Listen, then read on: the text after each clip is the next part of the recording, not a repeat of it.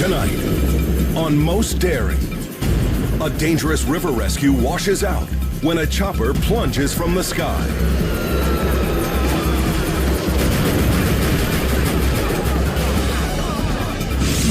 Plus, a magic trick misfires, engulfing a TV star in flames. And a freestyle competition turns tragic when a daredevil's big stunt goes bust.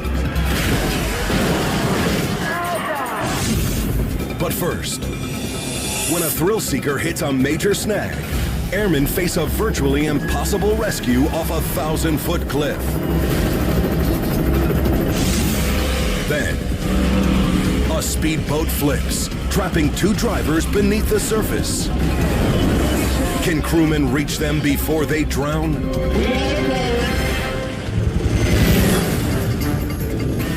You are about to witness the most heart-stopping moments ever caught on tape. True stories of extreme danger and those who risk their lives to save another. This is Most Daring. Woodland, Washington. Sprint boat racers tear up the shallow track, taking twists and turns at over 70 miles an hour. On this treacherous surface, there's no room for error.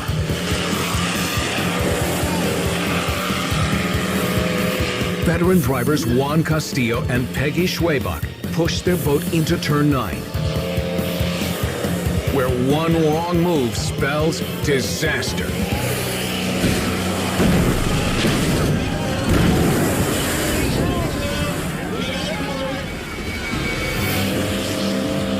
Track official Darren Craze knows there's trouble the moment he hears the squeal of an engine. You get a difference in sound immediately when the water loses the prime in the pump. It sucks air. The ship grazes a patch of ground, rockets into a flip, and slams top down in the muddy channel.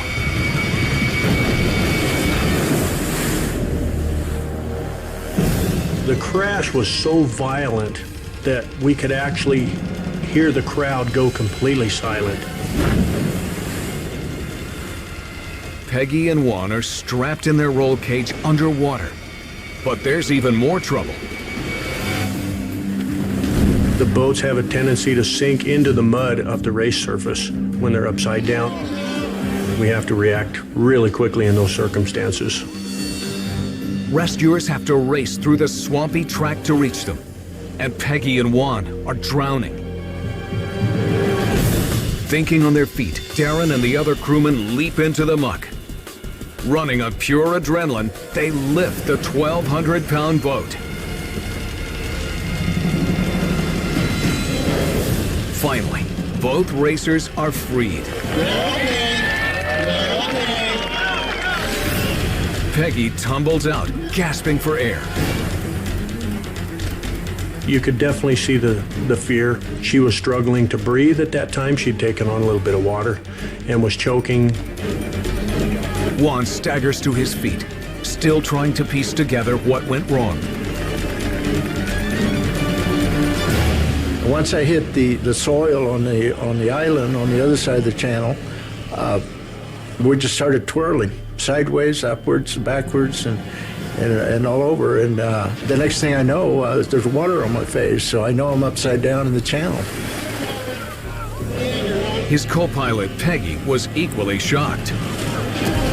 Weightlessness, no control. You have no control over what's going on. I felt like I was in the water forever. I was holding my breath for dear life until they showed up. They decided they were going to put me on a backboard for fear that I had a back injury. Peggy and Juan survive with only scrapes and bruises, an amazing outcome to the most devastating crash of their racing careers.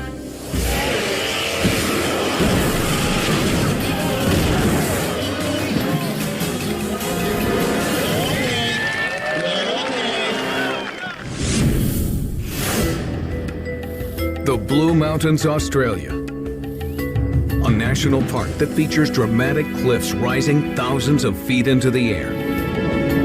While many visit for its natural beauty, the mountains are also a popular destination for base jumping, which is both illegal and deadly.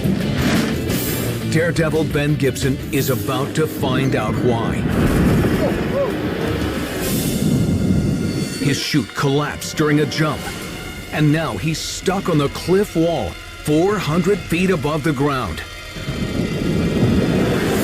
Veteran rescuer Paul Koenig peers over the edge and is stunned by what he sees. We all went, how in the hell are we going to get to this guy? I was still hoping that someone else would want to do this job, but at the end of the day, there was no one else to put their hand up. Paul rappels down the cliff, a treacherous 600-foot descent, only to find that Gibson's in bad shape. He had spinal fractures, he had fractured legs, a fractured pelvis. There's no way that Gibson can be hoisted back up the cliff with such severe injuries. Only the most perilous option remains: reaching them through the air.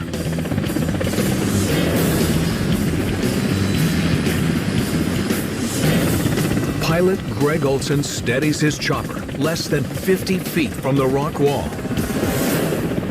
This had a unique situation. We had to find a way of getting the winch cable to the patient without hovering over the top of them. Greg hatches a plan to get a cable from the chopper into Paul's hand. We filled up a pillowcase that somebody had with half-full water bottles. That gave us the weight to be able to throw the winch hook at the patient, as well as not being dangerous for that to hit them on the side of the cliff. With the helicopter's blades inches away from the rock, a crewman tosses the line. It's a perfect throw. Now comes the tricky part. Paul must escort Gibson from the mountain to the helicopter while dangling 40 stories up. The scariest moments when I got taken off the cliff face. 1,000 feet is very high. The chopper crew winches Paul and Gibson closer, using great care to pull the wounded man aboard. Finally, after more than 4 hours, the amazing rescue is complete. I looked over my shoulder and I could see Paul, and he was very glad to be at the helicopter. With extraordinary skill and ingenuity, Paul and his crack team pull off the virtually impossible, plucking an injured man off the sheer face of a 1,000-foot cliff. I'm there for when people are in their time of need. That's what I do.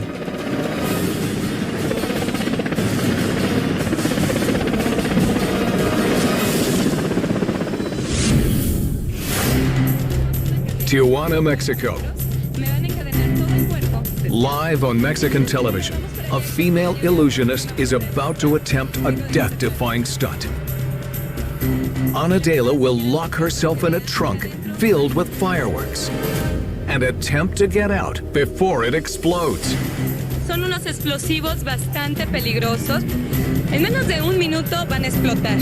But Ana Dela is not a professional. Y no va a ser. She's actually a soap opera star with little training as an escape artist. Even more frightening, the hood is the only fireproof fabric on Ana Dela's body. She's chained, bagged, and locked away.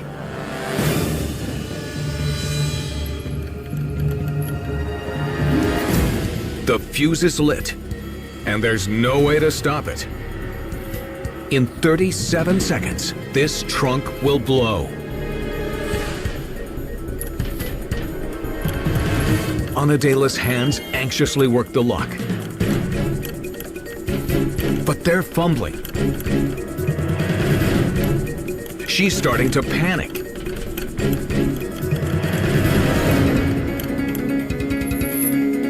and losing precious seconds.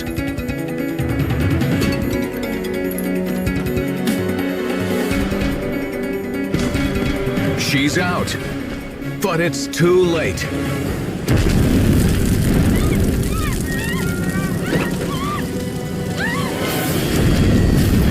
The fireworks shoot 3 stories high.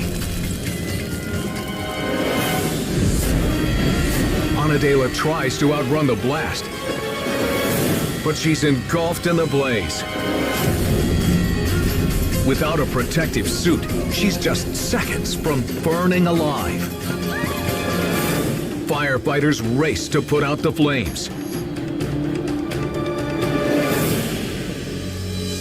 A simple fumble of the luck cost Anadela time she could ill afford.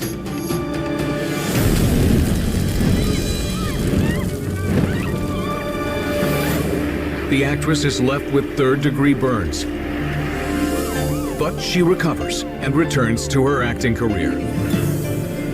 As for stunts, she'll leave those to the pros. Coming up, a rescue chopper tries to reach a paraglider stuck on the ledge of a frozen waterfall. Plus, a quiet day turns to terror when a massive crane collapses on a woman's car. Then, a helicopter plunges into a river, leaving an airman fighting for his life. When Most Daring returns.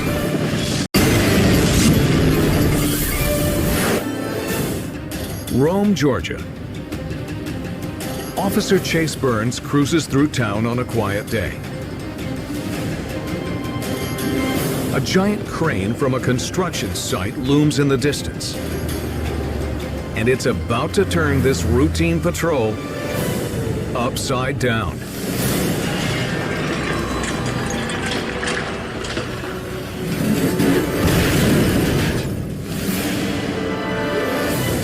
The massive structure topples to the ground, crashing on top of a car. Officer Burns rushes toward the horrifying scene. There was glass all over the road. The crane was laying across the vehicle. 10 tons of steel nearly split the car in half, pinning a woman in the driver's seat. My first thought when I first saw it fall was I was afraid she was dead because I couldn't tell where the crane had landed on the vehicle. It looked like it hit dead center to me. And I was just sure the driver and anybody else in the vehicle, there was no way they could survive. Unbelievably, Burns finds the woman, Patricia Ross, alive. Her head missed being violently crushed by mere inches. That's okay, she shook up bad. Firefighters race to the scene and try to pry Patricia free. Although she's conscious, Captain Phil Litton worries that she may be gravely injured. When I first made contact with the victim, I asked her, was she okay? And she said, my head's hurting a little bit, and I don't seem to be able to move. The passenger door is cut away and ripped from its hinges. But to everyone's utter disbelief, Patricia is not only okay, she's actually able to climb out herself. When we got her out of the car, she looked at the crane laying across her car and was astonished that she was even alive. She smiles in relief, realizing she just cheated death.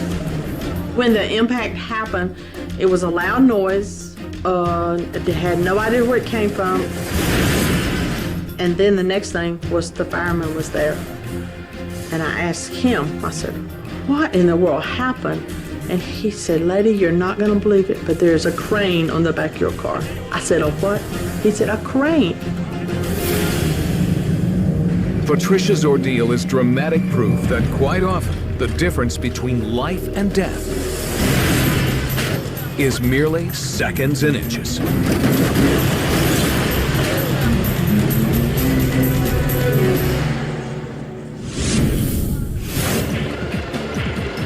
Taiwan. air police trained for river rescue duty.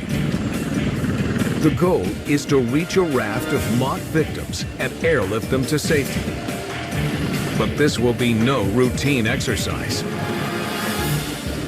The helicopter approaches the raft. A crewman climbs out on a skid. Suddenly, the engine fails.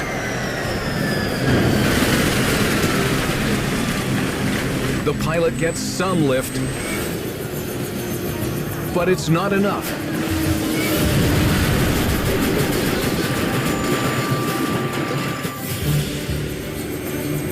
The helpless officer loses his grip. The chopper crashes down right on top of him.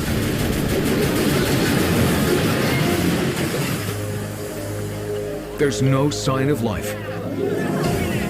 But then, the pilot emerges, followed by the co-pilot. Incredibly, even the crewman who was crushed makes it out. No lives are lost in an exercise that turned into a real-life fight for survival.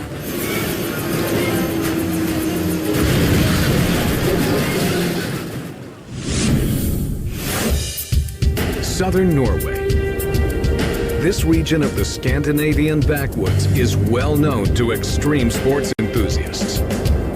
But for every adventurous flight, there's also the potential for disaster. Riennis Falls. A paraglider is perched on the brink of death. With the waterfall's swirling winds, his chute had no chance of catching air. Now, he's stranded on a narrow rock ledge, 200 feet down a frozen cliffside. Air Force Lieutenant Gard Lien answers the call for help. He had nothing to secure himself in the middle of the waterfall there. If he had fallen off this little spot he's sitting on, I think he will be dead. The paraglider has been trapped in the freezing waterfalls for over 2 hours. There's no time to lose. It's a very dangerous place to stay without being secured in the ropes or anything. He was in great danger. As the helicopter hovers high above the man, Gard makes the long drop down the safety line. With the altitude of the chopper and the sub-zero downdraft, it's a death-defying descent. Swinging wildly, Gard plunges his axe into a sheet of ice, drawing himself onto the crumbling ledge. He instantly realizes the man doesn't have much time. I would say he was close to unconscious. It was quite clear that his arm was broken. It was important to get him secured to the helicopter as quick as possible. The lieutenant straps the agonized man to the rescue sling. Once secure, Gard and the paraglider make the dangerous ascent off the cliff. He was scared, definitely, but he was very cold and freezing, so his body temperature was dropping, so he was not able to communicate. They're off the mountain, but they're not out of the woods. The victim is encased in ice, exhausted, and in excruciating pain. He was still cold and shivering, so we just make sure he's not going to get colder and try to do it as comfortable as possible for him. The grateful thrill seeker is transported back to a hospital and treated for a broken arm and severe hypothermia. In my mind, he's a lucky guy today, of course. For Lieutenant Gard Lien, it's all in a day's work. We can all be heroes from time to time, everyone.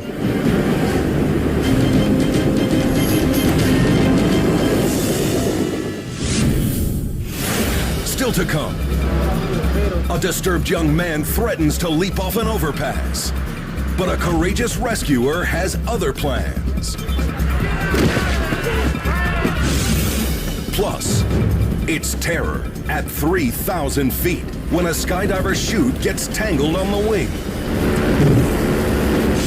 Then, a stock car racer suffers a neck-snapping crash. Can crewmen get him out before his life slips away? Find out next on Most Daring.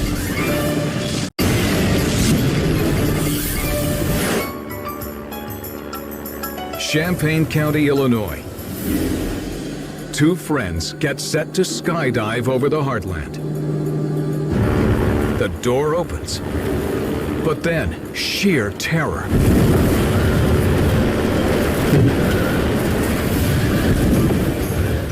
Orlando Amador's chute snags on the plane's tail wing. His body whips against the fuselage. His friend, Norman Benitez, can only watch. When I saw him hitting the airplane, I was just hoping that he's still okay, he's not unconscious. I was afraid for Orlando's life. As he's about to jump, Orlando's chute deploys too early. Instantly, he's sucked out of the plane. Now, he could break his neck. Or the chute could snap the wing and send the aircraft into a tailspin. My thoughts were, cut away, because I'm just looking at the airplane at the tail and I see Orlando hitting the airplane. The parachute is breaking in pieces. Orlando has one chance. Pull the cutaway cord and pray that his reserve chute isn't damaged. He flies free and plummets toward Earth.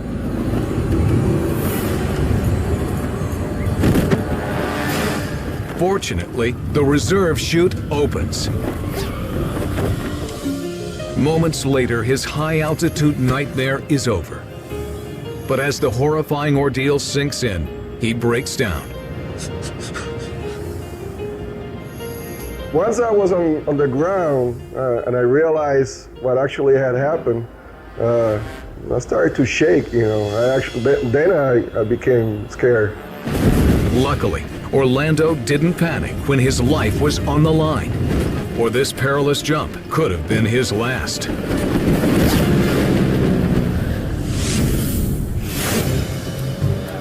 Bogota, Colombia. A troubled young man is threatening to jump off a freeway overpass.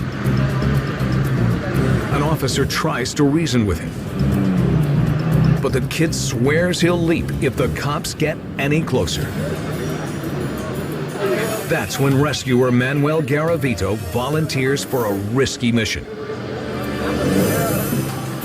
Manuel is secretly hooked to a safety rope, disguising the rig with a fireman's jacket. He inconspicuously climbs over the ledge of the opposing off-ramp.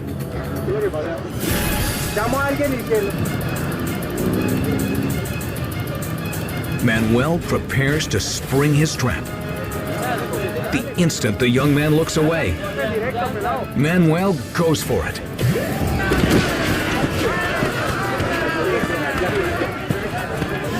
He dives, knocking the jumper off his perch, but brutally slamming his face on the concrete.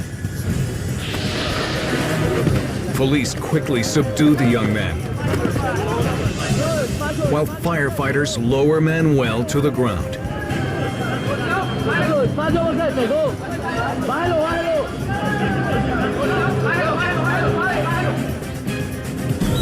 He's shaken up, but okay. The distraught kid now has his whole life in front of him, thanks to a rescuer who refused to let him throw it all away.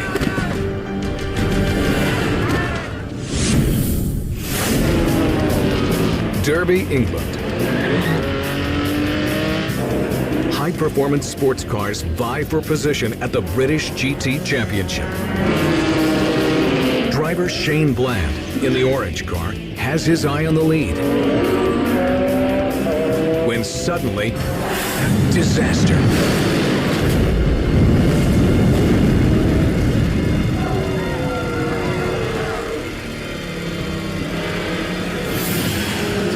It's an explosive crash. The fuel lines ignite. Searing flames spread quickly. But Shane's not moving. He can't. The force of hitting the wall at 100 miles an hour has broken his neck. Rescuers douse the blaze. But one gives an ominous signal. It means the racer is in grave danger.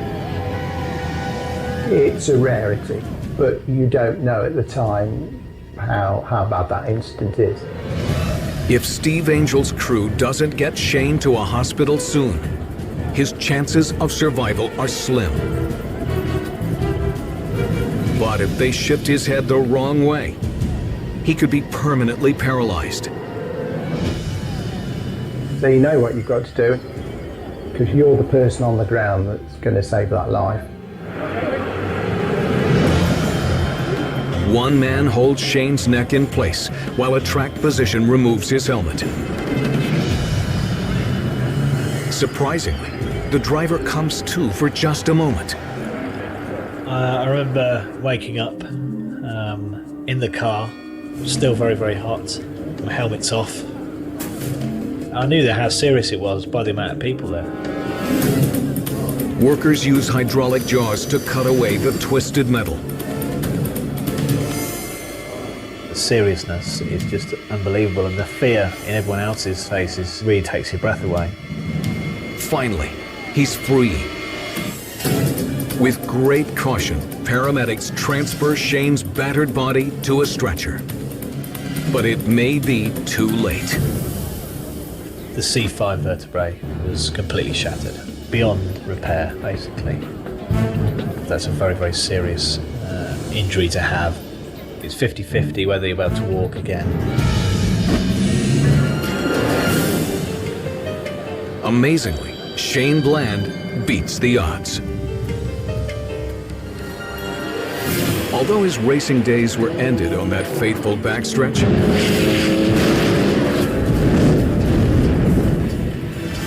he will never forget Steve Angel and his crew, who gave it their all to pull him out alive. Everyone involved, from the racetrack to the hospital, did a perfect job. I was very, very lucky.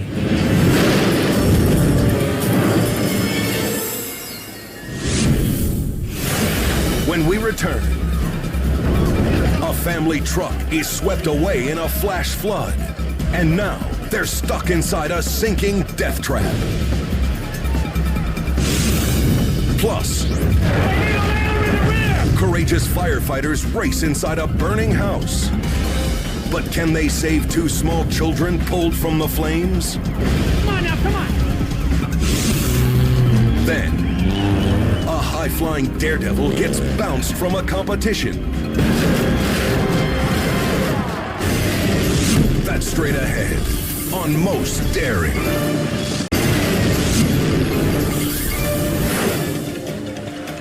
Ayacucho, Peru. A family's truck is swept into a river by a flash flood. And they're in big trouble.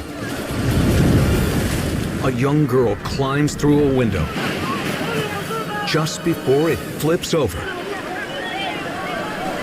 But the rest of the family is still trapped inside. Onlookers brave the current to try and pull them out, but the truck is rapidly filling with water. The family is drowning. Using all their strength, Good Samaritans pry open the door. Suddenly, a young girl and two women pour from the truck. Seconds later, the father pops up, gasping for air. Amazingly, everyone makes it out alive. Bystanders even manage to salvage the truck. the family narrowly avoids a devastating tragedy. All thanks to the community who rallied to save them. Rochester, New Hampshire. An early morning blaze traps a family of 4 inside an inferno. The father, Glenn Lacrosse, was pulled from the first floor while trying to battle the flames. Being the first one out, the panic really started to set in then. Everybody that I loved was still inside, and I didn't know what was going on with any of them. It's a very scary situation. Firefighter Derek Peters spots the mother, Julie, gasping for air from a window. Her arms were just kind of hanging out, body half out of the window. She wasn't really moving around a whole lot. Peters pulls the woman out. But to his horror, there's no sign of her 3-year-old daughter or infant son. She kept screaming at me that her babies were still in here, my babies are still in here. So it took a little bit of convincing and a little pulling in order to get her out. Firefighter Dominic Bellio and 2 others race up to the 3rd floor, frantically searching for the children. It was floor-to-ceiling smoke. It was dark. You couldn't see 6 inches in front of you. Crawling on our hands and knees and just feeling a bed, feeling the bureau, just trying to see if we can find any sign of life. With each passing minute, Julie grows more desperate. And all I'm thinking about is, what am I going to do if they both died? What could I do? I probably wouldn't even want to live if that had happened. Blindly searching through the smoke and flames, the rescue appears hopeless. When suddenly, we felt around the crib. Brian Anderson found the baby. He passed the baby to me, and I handed the baby to Captain Peters on the ladder. Peters quickly hands off the baby to Donald Penny.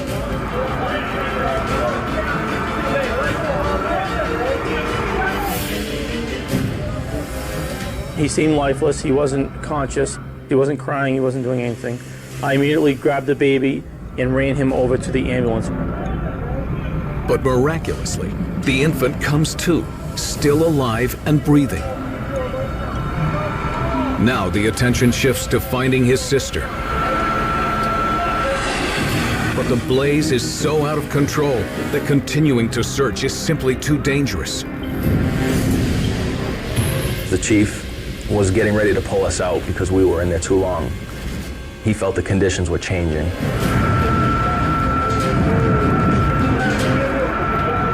They hadn't seen her or found her, or nobody knew anything about her, so the dread and the panic started, because the longer the time went, the less likely she was going to make it out.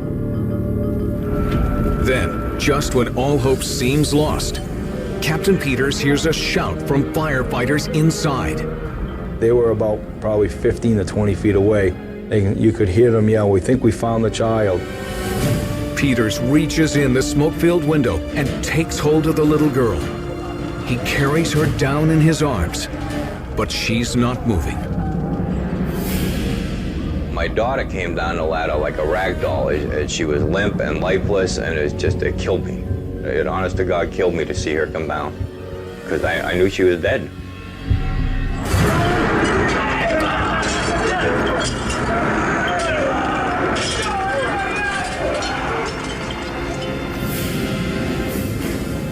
Tiny Ava is rushed to a waiting ambulance. Against all odds, paramedics save her life. It's rare that you can have situations like that much smoke, that amount of time, that people will survive.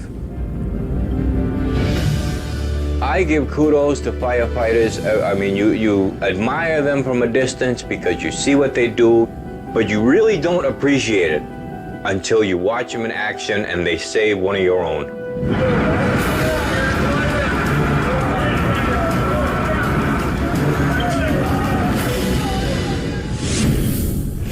Up next, a river rafter is caught in a flash flood.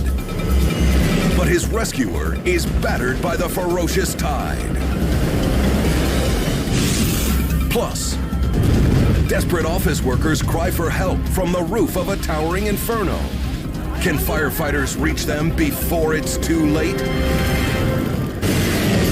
That's straight ahead on Most Daring.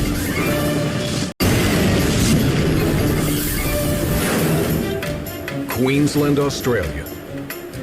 Monsoon rains wreak havoc. The state's largest dam at Ross River is so full that water is rushing over the edge, turning the river below it into a raging torrent. And Richard Charles is stuck right in the middle of it. The 22-year-old was rafting when the flash flood hit. Now, the only thing keeping him from being swept away is the branch of a tree. A rescue chopper spots the stranded rafter. Crewman Mark Bryant prepares to make a dangerous descent to reach him. Yeah, it was very difficult. The current was really, really strong. It's something I've never experienced before. Tired and cold, Richard is quickly losing strength. Mark races down from the chopper. Suddenly, a gust from the rotors thrashes him into the trees. He plunges into the flood and is nearly swept off course. The water was that strong and the current was going that fast that I actually propelled past the person that was in the tree. But incredibly, in a matter of seconds, he has a harness around Richard, who's barely conscious. His skin was starting to turn blue and his teeth were chattering. I think I could actually hear his teeth over the noise of the helicopter. It was that loud. The chopper lifts the two men skyward. Richard hangs on with all his might, knowing that he just cheated death. As I was going up, I didn't want to fall back down, so I was hoping, nothing went wrong there. I was just clinging to his legs pretty tight, didn't want to let go. Mark's heroic rescue came just in the nick of time. With his grip slipping and the river rising, Richard was only minutes from being swept into a watery grave. We don't pat ourselves on the back, it's what we're paid to do, but it's just good to get the job done and everyone's safe.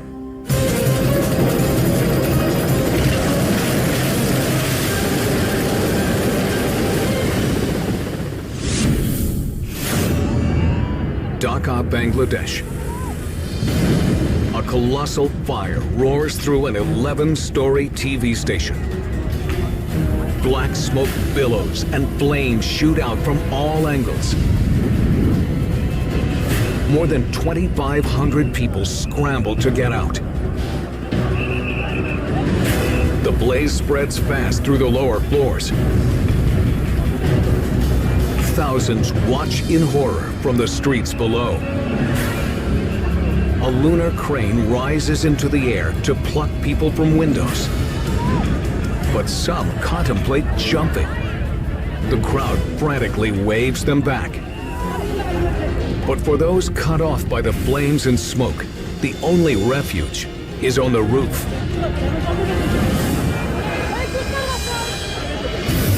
Firefighters on the ground join with military choppers in the massive rescue effort.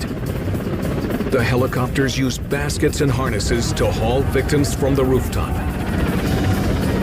At the same time, ground crews reach them with a giant ladder. One man is so desperate, he can't wait. He grabs hold of a rope and inches his way down to a nearby building. It's a dangerous maneuver, but luckily, it pays off. The ladder fills with terrified hordes racing to escape the deadly fire. A simple slip by any one individual could send everyone tumbling to their deaths. But one by one, they make it down alive. The massive rescue effort is an astonishing success. Hundreds are saved. It's a remarkable testament to professionals and citizens alike who joined together to spare so many from a fiery end.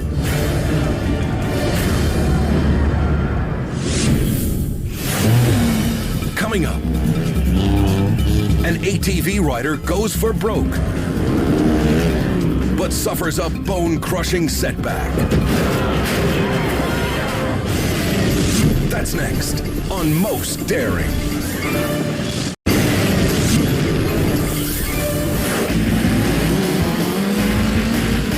Weston Beach, England.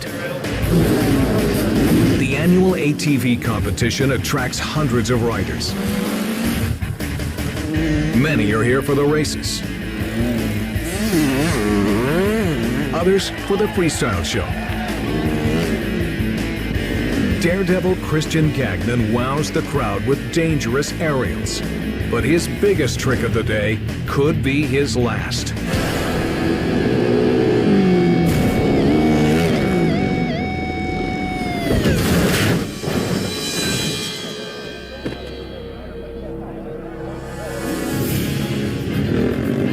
Christian guns it for a risky backflip.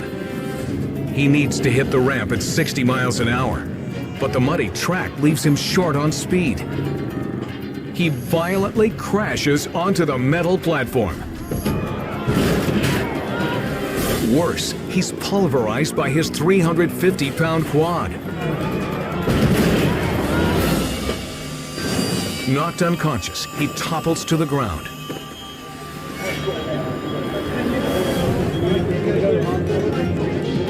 Officials race to the rider's aid, desperately looking for any signs of life.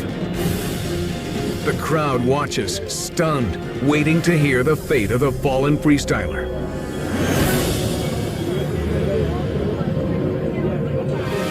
Amazingly, despite the brutal landing, Christian escapes with only a sprained wrist and a broken leg. It's a lucky break, considering this show-stopping stunt could have cost him his life.